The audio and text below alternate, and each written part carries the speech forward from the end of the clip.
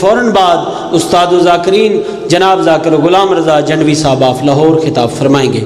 بر محمد و آل محمد بلند تر صلوات۔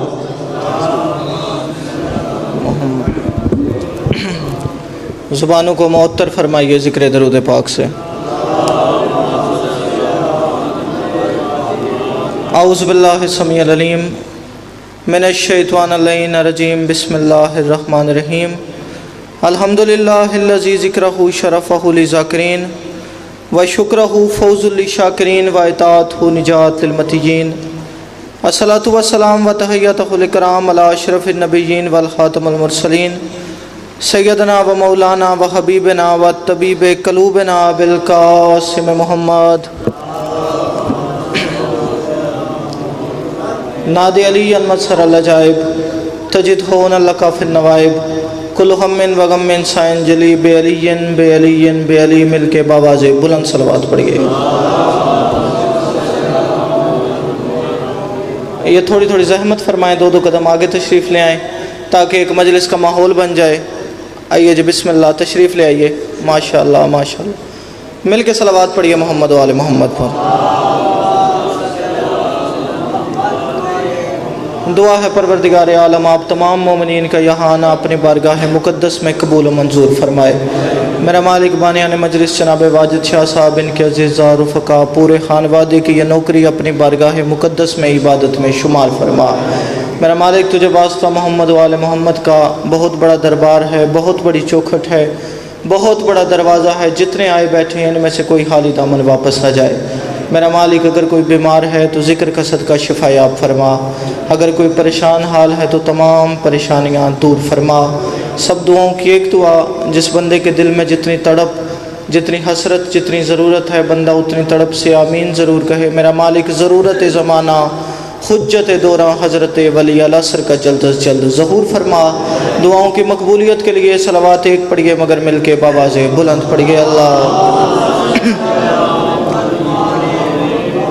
سب سے پہلے شکر گزار ہوں بانیان مجلس کا کہ جنہوں نے مجھ حقیر کو یہ موقع فراہم کیا کہ آپ مومنین کی بارگاہ میں حاضر ہو کے اس ممبر کی وسادت سے ان آل محمد سے خیرات مانگ سکوں کہ جن آل محمد کی خیرات نہ ہو تو نبیوں کو منصب نبوت نہیں ملتا۔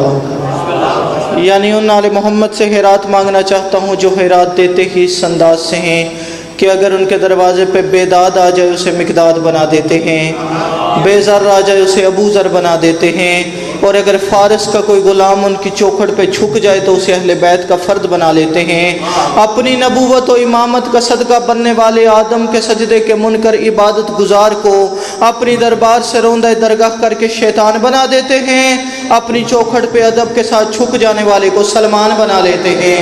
اور اگر حبش سے آیا ہوا کوئی معمولی غلام ان کے در دولت پہ خلوص نیت کے ساتھ جھک جائے تو پھر اسے اتنا نوازتے ہیں، اتنا نوازتے ہیں، اتنا نوازتے ہیں کہ بلال اس قابل ہو جاتا ہے کہ سورج کی تنابیں کھینچ کے وقت کی نبضیں روک لیتا ہے۔ جی بڑی مہربانی، مالک آپ کو سلامت رکھیں۔ میں بالکل بھی لمبی مجلس نہیں پڑھنا چاہ رہا کیونکہ میرے بعد استاد بزرگوار عالی جناب عزت مآب آپ کے پسندیدہ ترین ذاکر قبلہ غلام رضا جھنڈوی صاحب تشریف فرما ہیں، تو قبلہ نے خطاب فرمانا ہے۔ میں بس ان کی پیشوانی کے لیے چند لمحے آپ کی نوکری پیش کرنے لگا ہوں۔ یہ ہے چلتی ہوئی دنیا میں عدن کی صورت۔ جی بڑی مہربانی، جتنے بول پڑے جسے سمجھ نہیں آئی، عدن کہتے ہیں جنت کو۔ یہ ہے چلتی ہوئی دنیا میں عدن کی صورت، اور اسی میں ہے محمد کے چلن کی صورت۔ آہا سید زادہ بہت شکریہ۔ یہ ہے چلتی ہوئی دنیا میں عدن کی صورت، اور اسی میں ہے محمد کے چلن کی صورت۔ چک سواری والوں، ضلع میرپور والوں، میرے علاقے والوں، میرے گھر والوں، جس بندے کو پتہ ہوا 15 رمضان ہوئی کیا ہے، ہوا کیا ہے، وہ بندہ اگلے مصرے پہ نہ بولے شبیع الحسن کاظمی کا قلم دکھی ہو جائے گا۔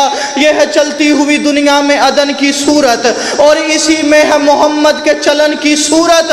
15ویں روز کو رمضان کے دیکھا ہم نے کیا، حسن حالی کا اتر آیا حسن کی صورت۔ ہاتھ اٹھا کے آپ کے دعا کا صلہ۔ جی بڑی مہربانی، مالک آپ کو سلامت رکھے۔ 4 مصرے میں جلدی اور پڑھتا ہوں۔ جی سہا جو شکل بشر میں اتر رہی ہے تو پھر. عباس شاہ جی میرے حق میں دعا فرمائیے گا. سہا کہتے ہیں سخاوت کو. سہا جو شکل بشر میں اتر رہی ہے تو پھر حسن امام کے کامل اصول جیسی ہے. آہا جی آپ سے دعا مل گئی, بڑی مہربانی, بہت شکریہ. سہا جو شکل بشر میں اتر رہی ہے تو پھر, سہا جو شکل بشر میں اتر رہی ہے تو پھر حسن امام کے کامل اصول جیسی ہے. حساس چال, نفاست مزاج دھیما سا. نہیں آپ کو امام حسن کی خصوصیات نہیں پتا, پھر آپ بولے کیوں نہیں. سہا جو شکل بشر میں اتر رہی ہے تو پھر حسن امام کے کامل اصول جیسی ہے. حساس چال, نفاست مزاج دھیما سا. حسن کی ساری طبیعت رسول جیسی ہے. مل کے سارے حیدری. وہ سمجھ نہیں آ رہی بھائی جان, ساؤنڈ دی جی, بڑی مہربانی, مالک آپ کو سلامت رکھیں. بازار سے گزر رہے تھے امام حسن. توجہ ہے میری جانب, میں مصائب بھی نہیں پڑھوں گا, بڑی جلدی چھوڑنے لگا ہوں. بازار سے گزر رہے تھے امام حسن. ایک جملہ بڑا لطیف سا ہے, اور لطیف سماعتیں سید زادہ میرے سامنے بیٹھی ہیں. بازار سے گزر رہے تھے امام حسن, کسی کے بیٹے نے شرارت کر دی. چلو زاہد شاہ جی جو بندے اب بھی نہیں بول سکے, بہت شکریہ مسکرانے کا. اللہ جانے کسی کا بیٹا تھا یا کس کا بیٹا تھا. جی بڑی مہربانی, جی بہت شکریہ. بازار سے گزر رہے تھے, اس نے شرارت کی. امام حسن کو جلال آ گیا, بلکہ جملہ آپ کے اذہان کی بہترین سماعتوں کی نظر کرنے کے لیے میں جملہ بدل کے کہنے لگا ہوں. پنجتن کی غیرت کی سرخی سمٹ کے حسن کے چہرے پہ نمودار ہو گئی. اس کی جانب دیکھا, فرمایا او غلام زادے, او ہمارے غلام کے بیٹے. اس نے سنا نا حسن نے بھرے مجمع میں اتنے سارے لوگوں کے درمیان اتنے بڑے بازار میں, بھائی زین جی میرے حق میں دعا فرمائیے گا, مجھے غلام کا بیٹا کہہ گیا. دوڑتا ہوا اپنے باپ کے دربار میں پہنچا. کتاب والا لکھتا ہے حالت یہ ہے, زبان تالو کے ساتھ لگی ہوئی ہے, جسم میں کپ کپی تاری ہے, چہرے کا رنگ اوڑا ہوا ہے.